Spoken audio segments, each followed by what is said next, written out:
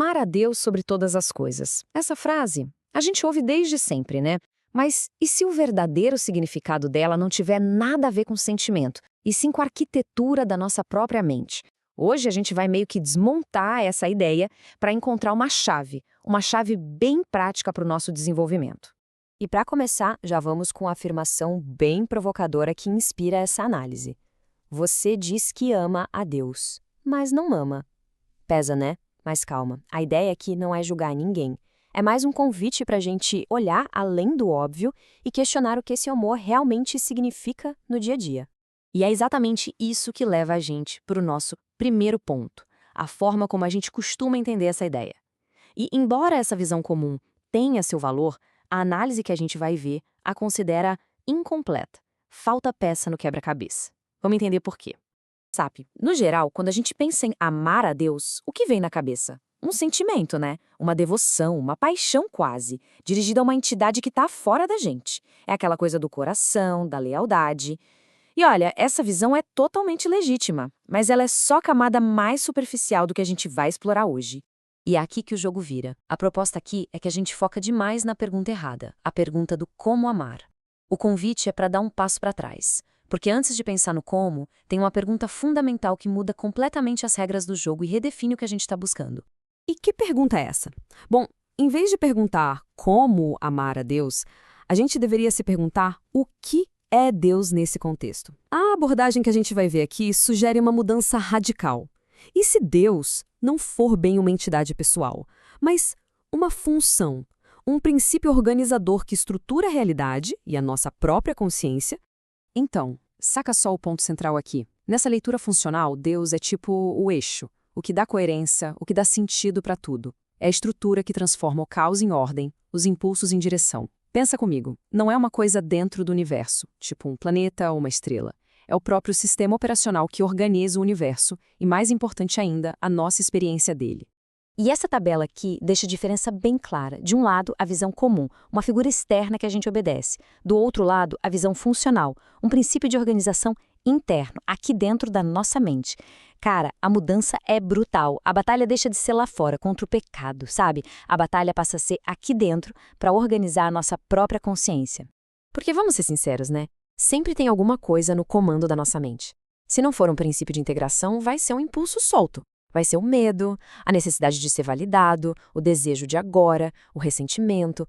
Sempre tem um trono lá na nossa consciência. A grande pergunta é: quem está sentado nele agora? E essa disputa pelo controle leva a gente para uma ideia-chave aqui para entender essa desorganização toda. O que a fonte que a gente está analisando chama de cérebro invertido. Um estado que, segundo essa análise, é o jeito padrão que a maioria de nós funciona na maior parte do tempo. Tá, mas o que é esse tal de cérebro invertido? É exatamente isso que a imagem sugere, uma pirâmide de ponta cabeça. A base, que é o caos dos nossos impulsos e emoções, está no controle. E o topo, a nossa razão, em vez de ser a líder, só entra em campo depois, para justificar as decisões que o impulso já tomou. No fim das contas, a nossa razão vira uma espécie de advogada de defesa do caos. E aí a gente entra num ciclo vicioso que é esse aqui. Primeiro, o impulso aparece e define o que a gente vai fazer. Segundo, a razão vem correndo atrás só para criar uma desculpa, uma justificativa. Terceiro, a emoção é só descarregada. A gente não processa, não aprende nada com ela. E aí, qual o resultado? Quarto passo, a gente comete o mesmo erro, de novo e de novo. Não tem aprendizado, só repetição. Isso nos leva a um ponto que é, talvez, o mais importante de tudo. O problema aqui não é de moral, não é sobre ser bom ou mal. É uma falha funcional. É um problema de arquitetura, de engenharia interna. A questão não é o seu caráter, mas a organização da sua mente. Beleza, a gente já entendeu o problema, essa falha funcional do cérebro invertido. Então, e a solução? Como é que se constrói uma arquitetura mental que funciona? Como é que a gente desinverte o cérebro e coloca a casa em ordem? É exatamente aqui que aquela frase "amar a Deus sobre todas as coisas" deixa de ser poesia e vira uma ferramenta prática, poderosa. Sobre todas as coisas não é sobre ter um sentimento mais forte que os outros. Significa ter uma primazia estrutural. É colocar o princípio organizador lá no topo da hierarquia da mente, acima dos impulsos, acima dos medos, acima de tudo que quebra a gente por dentro. E essa forma de ler as coisas funciona até para símbolos super complexos, como a Trindade. Olha só na tabela. Pensa no Pai como o princípio, a ideia abstrata que organiza tudo. O Filho seria a aplicação disso, a ação no mundo real, a forma que essa organização toma. E o Espírito seria o resultado, o estado de coerência que surge quando a ideia e a ação estão alinhadas. Ou seja, não são três entidades separadas, mas três fases de um único processo aqui dentro da gente. A mesma lógica vale para a ideia de nascer de novo, a tal da metanoia. Não é um evento místico, um passe de mágica ou um arrependimento só da boca para fora.